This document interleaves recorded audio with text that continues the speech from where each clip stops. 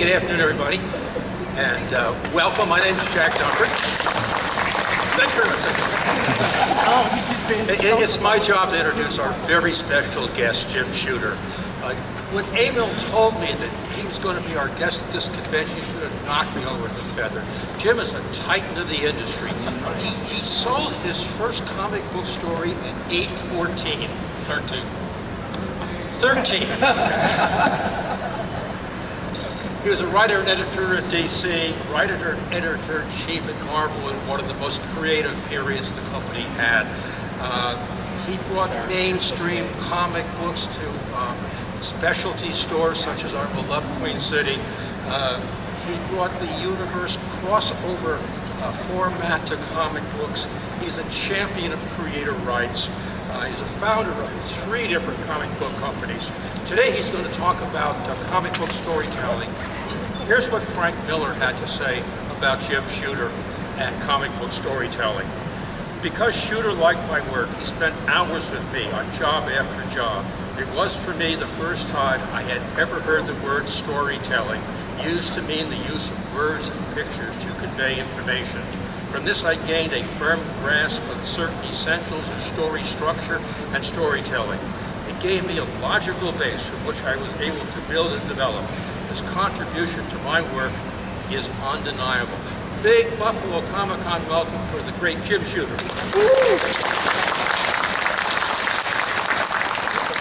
That's really nice. So the favorite thing he said there, a lot of that was I got lucky, but the creators' rights thing I'm kind of proud of, because when I came into comics as an official, as editor-in-chief at Marvel, comic book creators were paid very little, and that's all they got. They got their paycheck and that's it. No rights, no benefits, no nothing.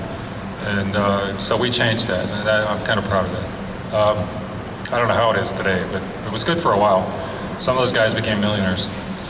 Anyway, what we're here to talk about is what's on these slides. I have a laser pointer. But anyway, I can fake it. I can fake it. It's, there's supposed to be equipment, but a lot of things got confused, I guess. At any rate, by the way, these guys are doing a great job. Not complaining. There are many moving parts in a comic book convention, just like in a comic book company. People say to me, how did this happen, Jim? And I say, well, there are many moving parts. Anyway, so I'm going to talk about storytelling. In particular, I never heard that Frank Miller quote. That's very nice. I did spend a lot of time with Frank. He showed up and he was extremely talented and extremely raw.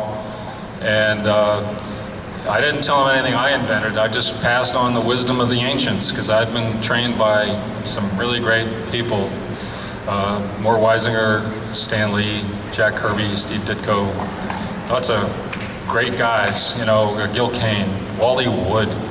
And I paid attention to every word they said. And so I tried to pass some of that on to Frank. And today I'll pass some of it on to you. I'll do the sitting down part first. About 1895, 96, depends on who you ask. 2 new media were invented. One was film and one was comics. Now, experts will tell you, oh no, the first films were made in the 1860s, Jim. Yeah, right. Somebody walking downstairs or something. I don't know. And then Scott McCloud, I love this. He'll tell you, no, hieroglyphics were comics, Jim. Yeah, okay, Scott. So, but the first commercial use of these 2 media really was about 1896. Okay, the first comic was Yellow Kid. And the first films, I don't remember exactly, but they started being made commercially to make money, right? And so 2 new media, they were just starting out, and boy, they both prospered, they both developed, and they both stole from each other like crazy. And so what has happened is that over the years, people started to realize that the words and pictures could work together, and you could create a visual verbal language and a new way of telling stories. Before the late 1800s, Visual media meant this. It meant somebody acting on a stage. That was visual media. You know, I mean, you could say, oh, and there were illustrated books. Yeah, but the illustrations were superfluous. You could read the book without the illustration. Okay? And unless you're going to include stereoscopes or something, I mean, there was no visual media. It was live acting, and that's it. And evidence of that is that the very first comics, I should say, like The Yellow Kid, if you look at the picture of the very first ones, they were all shot as if seen on a stage from a seat like yours. Lower stage, probably. But they were all shot from that point of view, because that was the only visual point of view that people knew. If you look at the very first films that were made, actually the first film that was made that I remember was the Jolson one, and it was, they actually mounted a camera in a theater seat. They actually mounted the camera in the seat to take the pictures, because to them, that's what visual media was. All right, so like I said, things developed and changed. Before I get into the developments and changes and how to use this new language that we created, and we've been creating for 130 some years, let me tell you a few things that are useful. First of all, you have two eyes set side by side. So your viewing area is roughly oblong, okay? That's what you see. That's why movie screens are shaped that way. And that's why television screens are now shaped that way. They used to be more square, but that was technology. That wasn't like they chose that way. So that's a good thing to keep in mind. That's a human point of view, is that roughly oblong shape. I said that's why movie screens are made that way. If you think about it, in ancient days, comic books used to be wider, okay? And then because of World War II and the paper shortages, they trimmed them to save paper, because paper was important back then. So in the first comics, the panels were slightly oblong, and they had words at the top. And so the viewing area was a movie screen. All right? So that got reduced a little when the paper was cut down, and we stayed with that because it became tradition. But still, words at the top, and the viewing area is roughly oblong.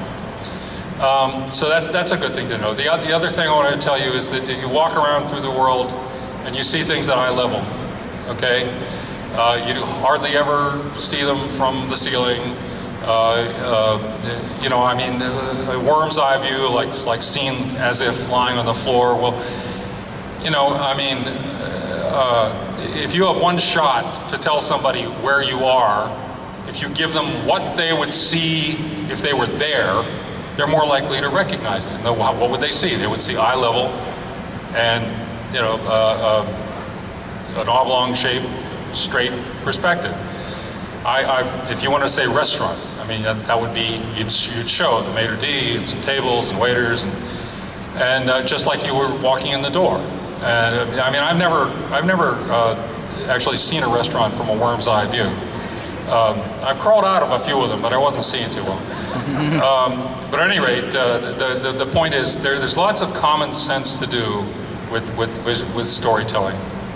I'll give you a couple other little things for which I have to stand, and I have to use my golf club. Stan taught me. He didn't have a golf club.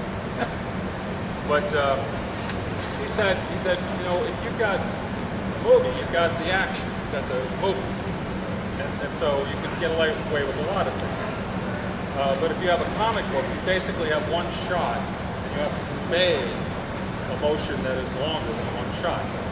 He said, so generally speaking, what you want to do is you want to take the most extreme point of the action so that people understand the action.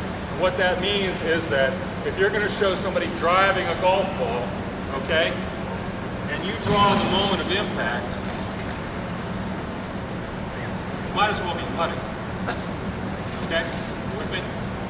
So if you draw them all the way wound up, all the way followed through, I know he hit the hell out of that ball. It's a good thing to keep in mind. Another thing to keep in mind is that action is always along a vector. It always has a direction, right? So, like if I'm going to hit him, the direction, vector of the action is this way. Simple, fundamental law of the universe. The clearest way to show an action is from a point of view perpendicular to the vector of the action. Okay? It's the clearest. You ever go to a racetrack and see the race cars? Okay, when they come around the turn, they're coming toward you. They hardly look like they're moving. But when they are right there, and your point of view is 90 degrees to the vector of the action, zoom, they're going by 200 miles an hour. Okay? So that's the clearest way. Keep that in mind. These are just principles that get used later. All right, so a lot of people say that movies have the advantage of sound, motion, and comics just static pictures. And so the movies have all the advantages. I disagree. I think that with movies, you're inevitably hemmed in by reality. Yes, I know they can do CGI like crazy, but the fact is that if you have, if you're doing a comic book and you have Superman sitting, he sits nobly, erect, right? And that picture of Superman sends the message. That guy is powerful and important. If he stands, doesn't have a golf club. He stands, noble, erect. Okay? That sends the right message about who Superman is. In the movie, sooner or later, you're going to draw Superman sitting down and you're going to get this pose. Okay, it's going to happen. I don't care. Even CGI, it's going to happen. So, what's comics' advantage then? In comics, you have absolute control of the message. Absolute. You can make that message iconic. You can make it say exactly what you want to say. Every mark you make on that paper sends a message. Send the right one. All right? The best guy I know for doing that in the modern era is Frank Miller. Just look at the stuff. Every panel is telling you exactly what he wants you to know. Every panel. I'll give you my little Frank Miller anecdote. When Frank started out, he was kind of raw, and like I said, I could see he had tremendous talent, and so I tried to work with him as much as I could. Also, Denny O'Neil did a lot of work with him. Credit where credit is due. Denny O'Neil. One of the best days of my life was I was trying to kind of rebuild Marvel from the ashes. Things were bad back in 1978. And so I'm preaching this storytelling stuff that I've been taught, and I'm preaching, storytelling, make it mean something. And so I needed help, and I got lucky. I got Archie Goodwin, and he was tremendous. And then on the same day, 3 people started working for me. I hired 3 people. They all started on the same day.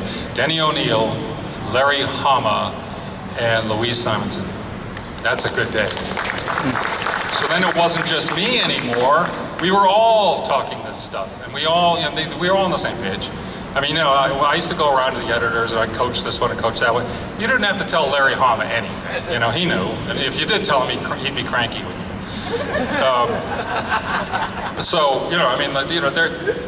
It was good to have some allies, and also people then I could spend time with the younger guys, and try to teach them something.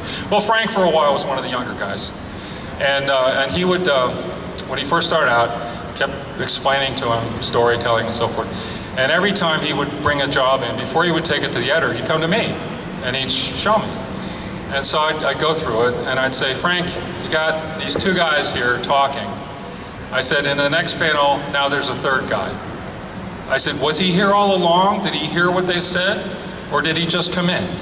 And Frank, very intense guy, go, and then Or I'd say, here's a shot of a guy that's close up, here's another shot of a guy that's close up.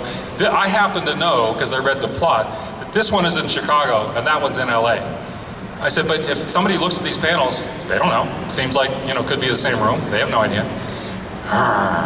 So lots of stuff like that, and lots of stuff like, Frank, you're shooting this from an angle where we cannot possibly tell, what the motion is, what the vector of the action is. So, anyway, he would do that.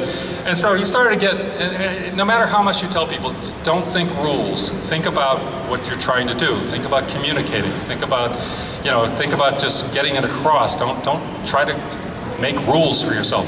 Because there are no rules. You can do anything. You just have to know how. So, anyway, but inevitably, new guys, they always think you're giving them rules. And so Frank would come in, but he was trying, and he had all these rules in his mind. And he would come in and he would show me, and I would say, yeah, well, what about this? And he, he'd go, And so he'd add another rule. So one day he comes in and he shows me a book, and I'm flipping through it. I said, nice job. And he said, what do you mean, nice job? I said, it's good. And he said, it is? I said, yeah. So he walks out. And he came in the next day, and he comes into my office. My door was always open. People just walked in. He comes into my office, and he says, I got it. I said, you got it? He says, yeah, we're telling stories. He said, we know the story, and they don't know the story, and we're telling them the story. And I said, yep, you got it. Now that sounds pretty dumb. That sounds stupid, but I knew what he meant, and he knew what I meant. The thing is, when you think of a story, if you think of something that happened at school today or at work or whatever, you don't see a series of still pictures in your mind, you see a little movie, don't you? Okay. When you realize in the comic book medium that your job, as you see the story as a movie in your mind, your job is to make those people see the same movie in their minds. And when you grasp that, as Frank did, then you become Frank Miller, and you're rich, and I have to have an appointment to see him. But anyway, okay, so you understand that. Now, here's where I usually do the slideshow. I have an old Kirby comic book, and I walk people through it and explain what he's thinking. So I have to kind of describe it because I don't have the pictures. But again, a comparison with movies. In comics, in a movie, every time you go into a scene in a movie, what the cinematographer, if he has any clue what he's doing, is he'll give you a shot that lets you know where you are. And in TV it's called the barn shot, and in movies it's the establishing shot. Whatever. You have to let people know the locale. And depending on how big the locale is, sometimes you have to then do an additional shot to place your actors within the locale. In other words, set the stage, show me the people on stage that I care about. So I know that, oh, they're over there, okay? And then, typically, a good cinematographer will make sure you get a shot close enough so that you recognize the guy, because that's how we recognize each other, mostly by faces, all right? And then, the cinematographer will choose whatever depth is appropriate to the action. Now, early on, both media, comics and movies, figured out something wonderful. That different types of shots tell you different information. Like I said, the first were all shot at the same depth. It was like you looking at me. You could see all of me on the stage. If the table wasn't here, you could see all of me. Okay?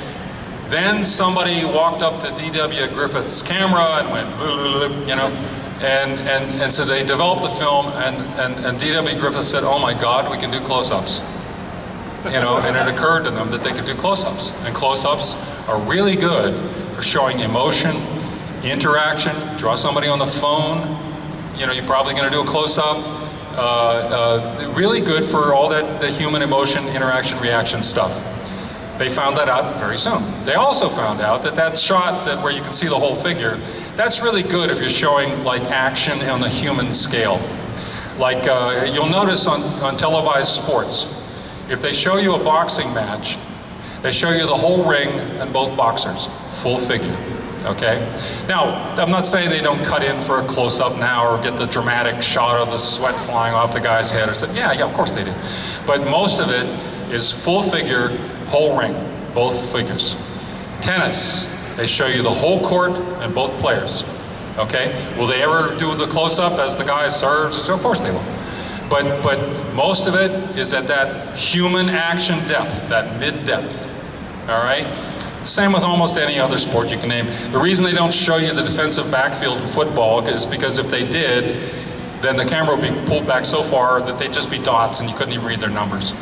So they only show you the line and the offensive backfield, and you're lucky if you see a linebacker. Baseball, they show you full figure. They show you the pitcher, the batter, the catcher, and the umpire, full figure.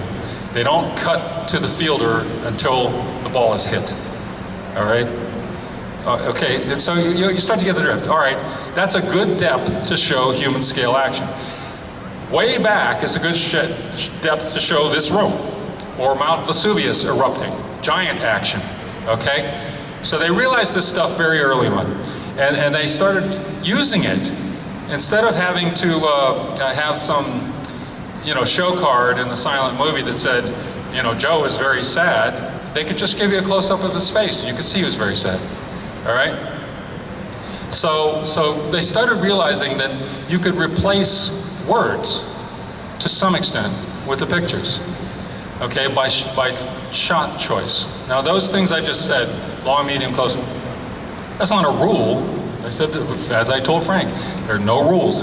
You can do anything. You need to know what you're doing and do it on purpose and make it work. All right? Generally speaking, you want to show emotion up close, action, human action in the middle, and Mount Vesuvius long way away. Okay, so now in the movies, like I said, the cinematographer give you this room, show a couple people in particular we're interested in, close up, give his face, and then if a bomb goes off, he pulls the camera back. If some people get romantic, he pulls the camera up. All right. Now in comics, you only have a standard comic, you have about 100 panels. So every time you use a panel, that's 1% of your storytelling space gone. Okay, a page is like 6%. Okay. Whereas in a movie, where you got a 90-minute movie, I don't know how many seconds that is, but you can accomplish an awful lot in a second of film. I went to a film school class one time at NYU. I didn't go to film school, but I got to go to this class once. And the professor told us that he was going to show us a bunch of clips, and everybody should pay close attention, and at the end of the session, he was going to ask us questions about it. So he shows us these clips, and then the sum total of the clips is like you show a guy creeping down an alley, and then he show a guy climbing a fire escape, and then he show a guy getting in the window. It's about this house being robbed, okay? So I get to the end of the lecture, and the only thing he asked is, what was the total running time? Because he showed it in little clips, right? And estimates were like 5 minutes, 3 minutes, 8 minutes. It was about 10 seconds. Because you can do an awful lot in film, just with a glimpse, just with a guy on the stairs, a guy on the fire escape. You don't need to show that for a minute. You show that for 2.5 seconds, a second. At any rate, okay, so movies have an advantage there. So comics, you have to do what's called telescoping. You have to sometimes get a lot done in one panel. Whereas a cinematographer would take 3 or 4 shots, you got to fit it in one shot. The first panel in my visual presentation shows the Human Torch in the backyard of his suburban home, and he's practicing flying through like some kind of obstacle course. Full figure, of course, because it's human scale action. And you see these 3 guys running sort of around the house toward them. They're close enough so we can probably recognize them if we saw them again, but they're far enough away so we can see their actions. Because they're a little far away, Jack Kirby gives them big gestures. Hey, Johnny, they're all excited. The Invisible Girl is there. She's helping Johnny practice, and she sees these kids come running towards him, and she's like this, okay? You don't need any words. She's saying, "Stay back, boys." Okay? Meanwhile, the house if you look carefully, there's a little piece of air on the right side of the house. So you know it's a modest suburban home. It's not the wing of a mansion. You see the whole house, okay? So in that one panel, it's a splash panel, it's a big one. In that one panel, you get a fairly good look at Sue. So that she's placed in the scene. You get a good look at Johnny. They're both in action. It's full figures. You see the three guys arriving, and I absolutely positively guarantee you there is not a fourth guy just off panel. Okay? You see the whole house, and you leave that panel with a whole big ton of information. You know? And the acting is so good that you don't even need the words. Yeah, Stan writes the dialogue. Stay back, boys, because wouldn't you say that? But, you know, you don't really need to understand. I mean, you look at the characters running towards you, and you know they're excited. And one place they needed Stan, by the way, was the torch is careening through this obstacle course, and he says, "I can't stop." It's hard to draw. I can't stop. You know, so Stan had to step in there and say it. Okay, but what you'll find, and without the slideshow, it's hard to do this. But what you'll find is that panel by panel, Kirby not only does the cinematographer's job, but sometimes he has to do 2 or 3 things at once. It's called telescoping, and he gets it done. And I wish I had that book because it's fascinating to see, but just take my word for it for now. And so the job of the cartoonist is you have to be able to compress things, telescope them. You need to get across all the same stuff that a cinematographer does. And you need to get everybody seeing that same movie that's running in your head. Speaking of movies, if you want to learn to tell a story, what I recommend, it's better than 4 years of film school. Get Raiders of the Lost Ark and watch it with the clicker in your hand. And every time the camera moves, stop, because you've just seen a panel. Okay? Every time the scene changes, stop. Think about everything he showed you, the director showed you. How did he show you? And then think about, why did he show me that? Okay, he shows me Indiana Jones, you know, doing what he does. He's going to recover some artifact, right? This guy he's with gets covered with tarantulas. That doesn't bother Indiana Jones at all. Just sweeps him off with his whip. You know, they're in a cave that's scary and all that. But there's a snake. He's terrified of snakes. Write that down. That's going to come up again later. So you think about, why did he show me that? Well, if it's Spielberg or if it's Cameron, they showed you for a reason. All right, and then there will always be a reason, and you'll see it later. So you watch that with the clicker in your hand, and see how much of it is full figures.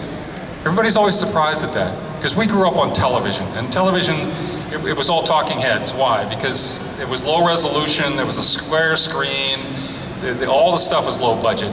Movies were made with a budget. Television in my day was made by a tiny fraction of some sponsor's marketing budget, okay? And so they got one shot of the Beverly Hillbillies mansion, and then they had exactly one point of view on the foyer area, which they showed all the time. And you know what I mean? It was budget. They couldn't do movie-type storytelling. The first time on television that I'm aware of that they tried to film a TV show like a movie was Miami Vice. Look at it, you'll see.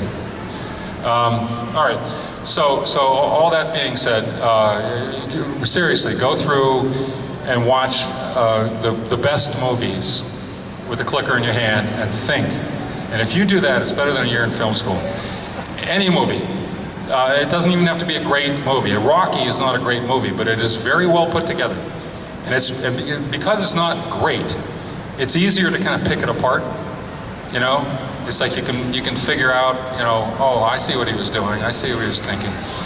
And that's the best education. Once you start doing that, then it'll start happening automatically. You'll be watching, you know, Breaking Bad or something, and then you'll see it.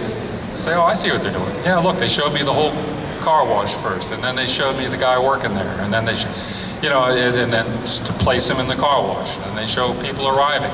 And just as Frank learned, entrances and exits are important. It's the key to clarity. You know, show me if a new guy comes in, show me the door. All right, I'm gonna. Are there any questions? Hey, Jim, we have a microphone here. If you have a question for Jim, which he's graciously agreed to answer, come up to the mic. Hello, Jim. How you doing? My question was actually Close to the mic. Marvel continuity. Yeah. Was your intent in around 82 or so to go back to real time as far as like events happening in the Marvel universe? Was my intent in Marvel continuity to go to real time as far as the events happening in the Marvel Universe? I inherited the Marvel Universe, and so I didn't feel it was my place to change some of the fundamentals. I mean, in the Marvel Universe, you think about it, Peter Parker had 30 years of adventures in high school. So no, I didn't. What I did was I tried to do some benign neglect and just try to. I did want them to progress the characters, but I always figured each story should progress the character, but you can progress inward as well as forward. And so I would tell the guys, have them learn something by the end of the issue, or have them, have a new way of looking at something, or he made a friend, or whatever. But and then eventually, yes, he will graduate high school, and eventually, yes, he'll move on. But it was only later with Valiant. We didn't have any money. I mean, we had nothing. So I kept trying to think of things I could do to make it good, make it different. And so one of the things I thought is hey, I could do continuity better than Marvel because I'm starting clean. I'm starting fresh. I can make it all work. I can make it work in real time. There used to be a newspaper strip called Gasoline Alley. Anyone here old enough to remember Gasoline Alley? Okay. Yeah. In Gasoline Alley, it was the bunch of characters, central characters, and every time a year passed in our lives, a year passed in their lives. Okay, and I used to say I never heard of anybody else doing that in comics. But actually, Larry Hama was doing it in the Nom.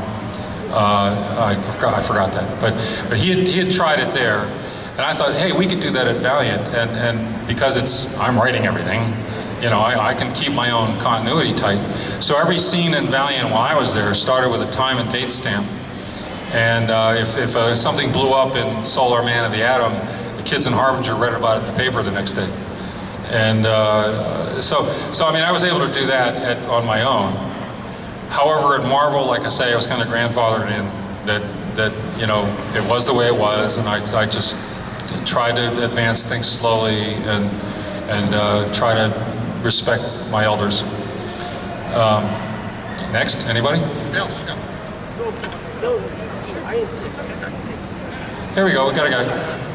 Pardon me? Oh, can you get me out at the table there? Okay? All right. Mr. Shooter, I just want to say it's a complete honor to meet you. Your Thanks. blog probably taught me more about writing than pretty much anything which I've ever read. And I've read a lot about writing. Your analysis and the way you break down comics is just astounding. It was a pleasure to read every day, and I always kind of wish you'd get back to the blog. But yeah, it's really, what I'm having done is he's talking about the blog. I'm having the blog repaired because what happened was it was fine when it started, and then it had to be switched to a new server, and it all got kind of garbled, hard to find things. And so finally, I've got a guy who's a real heavy-duty pro. He actually does the blogs for some of these political guys. He's not political, but he does their blogs. And so he knows what he's doing. And so he's fixing it. And once it's fixed, I'm going to start it again. excellent. So there seems to be, sorry about the mic being low there. There seems to be kind of a disconnect. There used to be kind of a passing of the baton of editorial knowledge. You think about, Mort Weissenberg yelling at you as a 14-year-old boy on the telephone. But that knowledge he passed on, you were able to pass on, and now it seems that's been disconnected. Nobody teaches anymore. I don't think the guys who are supposed to be teaching know.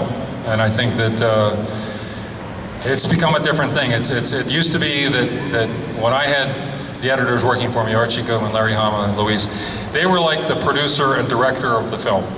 Okay? And if you happen to have a Walt Simonson, he didn't need a lot of direction. Just let him go. But especially with younger guys or people who needed the help. Even Claremont needed help. He needed a second pair of eyes.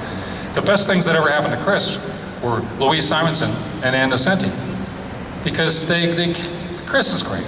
but they kept him from the sound of his own wheels driving him crazy. I mean, they just, made him think about stuff, and so that was good. And nowadays, editors, as far as I can tell, are largely just expediters. The stuff comes in, no one's going to mess with Brian Bendis, or whatever his name is. I mean, oh no, he's a star, we can't mess with him. I mean, there was a famous time where somebody said to me, and in front of some other people, "But I'm so-and-so." And I said, "I don't give a who you are." And that's, I always felt like, no, this is bigger than you, and it's bigger than me. We are entrusted. We have a responsibility. We have honor at stake. We have to do it right.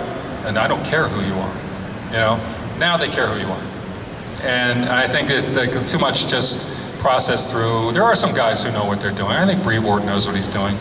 But he's not going to ever tell Bendis, so you can't do that. Go ahead. Thank you very much. Thank you. Okay, and by the way, you can find that blog at jimshooter.com. What he said. It's still up. It's still up. It's a little hard to navigate now, but everything's still there. So if you poke around a little bit, you find what you want. There's a good section on comics creation, on writing and storytelling, and even coloring, lettering. And also, as he was mentioning, a couple times I was asked to review comics. Okay, and I did, and mostly didn't like them. There was a Batman I kind of liked, but basically I did. And in the course of reviewing it, I'd explain, this is what I think is wrong here, and here's why, and here's how it should be done. And so some of that might be useful to you. And once again, I worked with a guy named Mort Weisinger. Mort Weisinger, when he hired me and found out I was 14, because I started writing the stuff when I was 13. But I was just sending it in over the transom, and he bought it, fine. But then when he said, "I want you to be a regular writer," well, soon after that it comes out that I was 14. He thought I was a college student. He thought I was like 19 or 20 or something. And so when he found that out, that I was 14, he said, well, first thing he says, "Put your mother on the phone."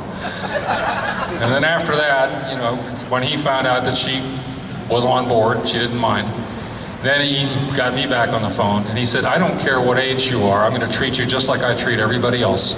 And I said, "Fine." I didn't realize that meant he was going to scream at me at the top of his lungs and use all kinds of nasty language, and he retard, why can't you spell? What's this supposed to be? I don't know. Tough way to learn. But he did teach me a lot. When I worked with Stan, and I worked with him every day on the newspaper strip for 2 years, he taught me a lot too. And it's amazing. Mort Weisinger and Stan had a lot in common, except that Mort was writing for 6 to 8 year olds, and Stan wanted to write for us. And so, but other than that, the fundamentals are very, very similar. But Stan taught me a lot, and then I got to work with Jack and Steve Ditko and Dick Ayers and Gil Kane and Wooly Wood, and blah, blah, blah, blah, blah. Kurt Swan, great guys. And I listened to every word they said, and I paid attention. And so that's what I talk about. I don't claim to have invented any of this, but at least we passed it on. Archie, if you just stayed in the room with him for 10 minutes, you walked out smarter. Larry Hama, who was great at teaching people, and Louise, and then some of the new guys like Carl Potts. I mean, he started out, he didn't really know what he was doing, but pretty soon he figured it out, and then he was teaching people. He used to handle more art samples than anybody. So we had some great guys. It doesn't happen anymore. It's sad, actually. But and I'm working on this thing with some image guys. They hired me to kind of be a consulting editor and story doctor and stuff, and it's good. It's like, I feel like I'm doing mainstream again for the first time. And I got a nice email from one of them. This is the main writer. Wanted to check in, blah, blah, blah, and thank you for your continuing help. Your take on pages 35 and 4 were spot on. Thank you so much for all of your help, care, support, and tutelage. It means the world to me to be, quote, under the wing, and in parentheses, or at least being kept an eye on by a master. That made my year. I was so happy. Okay, anybody else? All right, right over here. First of all, thanks for coming out. Thank you. The one thing I've had a curiosity about is the incredible storyline of when you created the Marvel superhero Secret Wars. Yes. Your writing was incredible. Thank you. What was your inspiration to have that storyline come about? Because it obviously had a long-term impact in the storylines. Now with Venom coming out next month, Yeah. I didn't know if you anticipated Venom ever coming out like that. No. From the costume? Okay. But I mean, it's, I'm just wondering, like, when did you start the process for creating the storyline, and how far along did you have to be to keep that process and to stay ahead of it for those 12 issues? Okay, Secret Wars.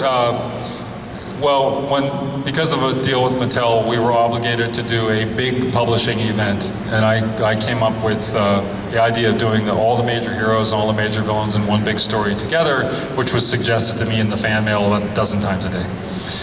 And every time it'd be suggested, they'd say, why don't you do that? I would say, because it's impossible. And then all of a sudden I have to do it. Other than getting publicity, Mattel didn't interfere with us. They just wanted us to do something big so that we get some publicity. Boy, did we get publicity, especially with the black costume. But the way I did it was I just sat down and I tried to, screw the toys. There's nothing to do with the toys, really. Let's just make the best comic book we can. Unfortunately, I had Mike Seck and John Beatty working with me, so that was good. It's always helps to have great art. But you know, Archie Goodwin, he did a cartoon one time of himself thinking up ideas, and it goes like this. And he says, for the really hard ones, I use two hands. And that's basically what you do. I do a process called freewheeling, which I just start writing lists.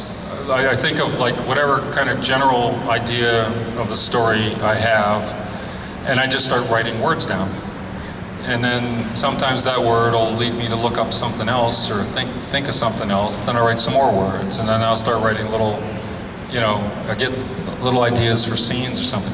And before you know it, I got a whole bunch of stuff. And then I go to work and I start doing my writer thing, where you try to build a story. I'll tell you more about that tomorrow at the writing lecture, but basically, stories, writing is architecture as well as art. Again, this is not me talking, you're listening to Aristotle. 330 years before the birth of Christ, Aristotle had a day where he didn't have anything to do. And so he said, he had gone to a really lousy play down at the Theatron, that's what they called it, Theatron. And he was like, why didn't I like that play? It was stupid, So he sat down and thought about it. What makes it a good story? Or what makes it a story? What makes it a good story? What makes it a bad story? And he figured it out. And basically he figured that this is not he didn't invent this, he didn't decide it, he observed it. That people like to have certain things. They like to know who we care about here, what's their situation, what happens, and how does that cause anything interesting, and then is there a point where things are resolved, and then there's a new situation which is slightly different than the beginning of the situation. So he observed that. He said that's what a story is, and if it's a good one, all of those things are really well done and good along the way. If you are sitting there watching your TV, stories, movies, whatever, look for it. You'll always be introduced to the characters, the main characters. You will always understand what their situation is, and you'll say, well, if nothing happens, they'll play cards all day. But then something will happen. Inevitably, something will happen. And then that throws forces into conflict, and there will be a resolution, and there will be a slightly different situation than there was at the beginning. I use Little Miss Muffet to illustrate that, but that's for tomorrow. But at any rate, that's the brick you build with. and you can build an outhouse or you can build the Taj Mahal. I mean, you don't have to, it's not, don't take it as I'm simplifying, because I'm not. I mean, if you take a Shakespeare play, it's in there. Little Miss Muffet is in there. If you take Laverne and Shirley, it's in there. Okay, if you start seeing it when you watch this stuff, if you say, oh, I see, along came a spider.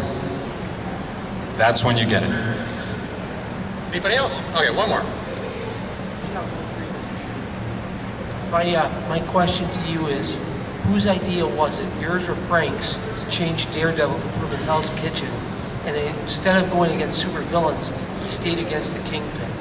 Whose idea was that? Whose idea was it to have Frank Miller's, or to have Daredevil while Frank Miller was doing it, start being more involved with human scale villains and less like, you know, like Electro or whoever? And the fact is, I mean, it was Frank. I mean, basically, once he had that realization that he got it, then basically he joined that class of people like Walt Simonson and those people. You just let him go, because he knows what he's doing. I mean, you know, I always told the guys, if you're going to do anything significant, some big major change in character, come and tell me. You know, let's talk about it. And but basically, you know, I mean, if a guy really knew what he was doing, I just stayed out of his way, saved me time. And you know, Frank, I mean, I had started trying to do a little of that when I was writing Daredevil before Frank. I tried to do more human scale, you know, bullseye, like the Max, you know. I did write some issues that other people plotted that had kind of crazy characters in them, but I tried to do a little bit like that. Well, Frank took it to a much, much better level, and so it was all him. I mean, and people stayed out of his way. Danny O'Neill was his editor for part of that time, and a couple times they did come to me. One time they came to me, and Frank and Denny, they wanted to kill Elektra. Okay, they said, we wanted to do this, we're going to kill Elektra. And I said, why? It's a popular character, people love it, you know, why, no, let's not do that. And Frank said, he said, let me tell you the story. And so he told me the story. And I was like, wow, that's great, we can't not do that, it's brilliant. You know, I said, okay, you know, go ahead, guys. I said, but dead is dead. And they said, yeah, we got it. So then about 3 months later, they come into my office, they say, we want to bring Elektra back. And I said, no, dead is dead, you know? And Frank says, let me tell you the story. And he told me the story, it was brilliant. I mean, I said, I can't argue with that. I mean, it's like this amazing story where like 100 ninjas have to give up their lives to get her reanimated, and you're never quite sure if it's really her in there anymore. And you know, it's spooky and it's crazy, and it's like, wow. I mean, get out of this guy's way. He is a force of nature. And so I got out of his way, and he did a brilliant job. He did everything. It was great. The only thing I didn't like was Ronan. Speaking of storytelling. Thank you very much. Speaking of storytelling, and speaking of Frank, because he's such a popular topic. When Frank was working for us for a while, he did some really great Daredevils and stuff like that. And then he came to me and he said that he had this big offer from Jeanette Kahn at DC Comics. And he really felt bad about it. He said, I don't want to leave. You know, he said, but I want to try this. And I said, yes, look, Frank, I don't want you to be here out of any sense of obligation or something. Go over there, find out you don't like it, and then come back. You know, so that's exactly what happened. He went over there, he got a really raw deal on Ronan, and was really kind of peeved about it. And he came back, and he came to see me, and he said, I want to do a graphic novel for Marvel. I said, all right, fine. I said, but not like Ronan. He said, what do you mean? I said, Frank, you can't even make sense out of it. You know, I tried, really, you know. I said, you do it the way you used to do Daredevil, or do it some new way, but not like Ronan. So he gets all mad at me, and he storms out, you know? And then he had dinner with Will Eisner. I'll tell you why I know all this in a minute. He had dinner with Will Eisner that night, and the subject of the dinner was what a jerk I was, because I didn't like Ronan. And when Will heard him say, well, Jim doesn't like Ronan, And I'm sorry, children, but I'm going to have to quote this accurately. Will Eisner said, "Frank, it's unreadable horse shit." And so now, you see, you can't get mad at Will, because he's like, the god of comics. So he's fuming a little bit, but holding it in. Frank goes home, and he picks Ronin off the shelf, and he hadn't looked at it for like 6 months or something, and he couldn't read it. How do I know that? Because the next morning he called me and said, "Can we have lunch?" I said, "Sure." So we go to lunch, and he told me the story of going to see Will and telling him what a jerk I was and everything, and then trying to read his own work, and he couldn't make sense out of it. And he said, "All right, I get it, that's fine, I'll do it straight." And I said, "All right, that's good." And so there's two little ends to that story. That number one is I was pretty good friends with Will too. And so the next time I saw Will, I said, tell me what happened. And it was word for word. Word for word. And the second thing is that Frank was going to do this Electra Assassin graphic novel. But then the story grew, and he decided to make it into a series. Well, in either case, I had asked Archie Goodwin, who was a genius, the best ever maybe. I asked him if he would handle this, because I figured, let's get the whole A-team on it here. So Archie was going to be the editor, and it turned into an Epic Comics series rather than a graphic novel. But Archie said, "Hey, let's get Bill Sienkiewicz to draw this." And Bill Sienkiewicz at that point was in his like really wild experimental stage, and so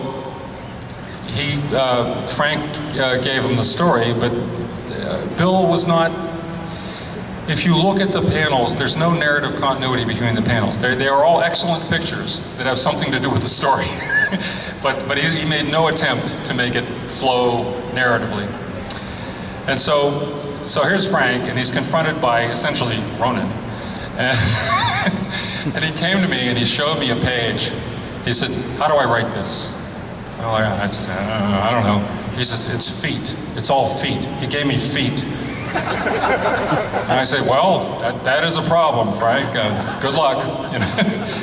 And then it's on his way out. He turns to me and he says, "God is punishing me for Ronin."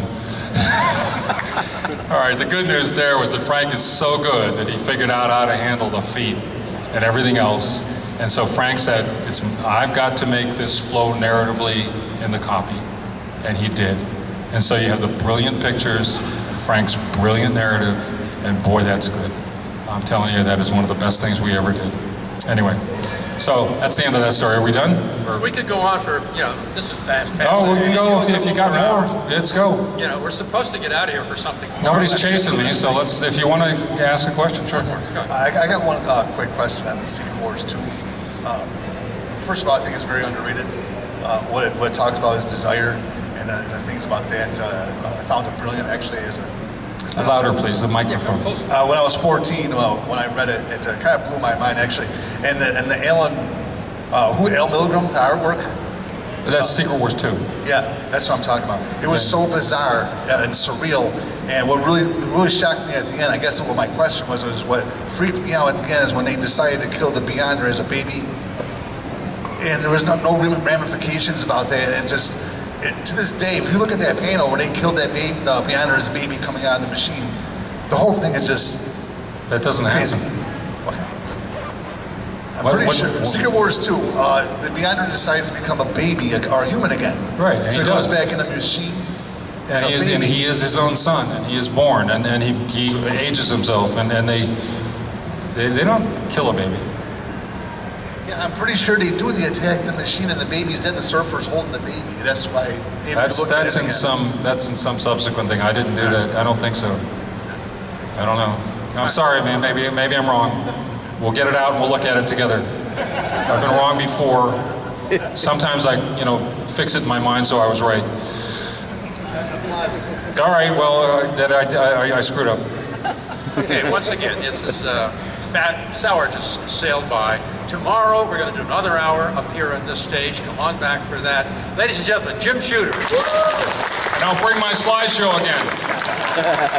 He thinks he's safe. doesn't think we know his patterns, his vulnerabilities. We know where his girlfriend lives and how to get at his sidekick. He's faced one clown before, but soon he'll face the Clown Syndicate. There's more than one way to peel a potato.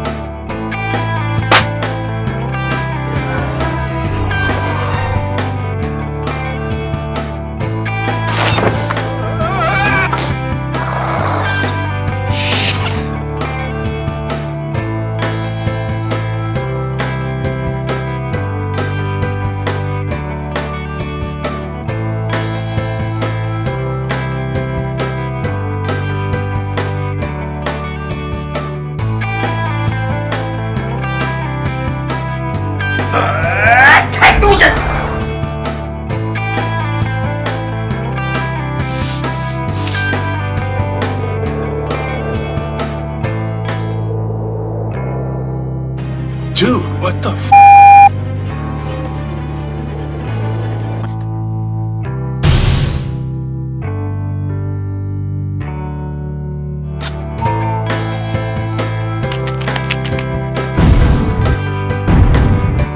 Oh, my eyes.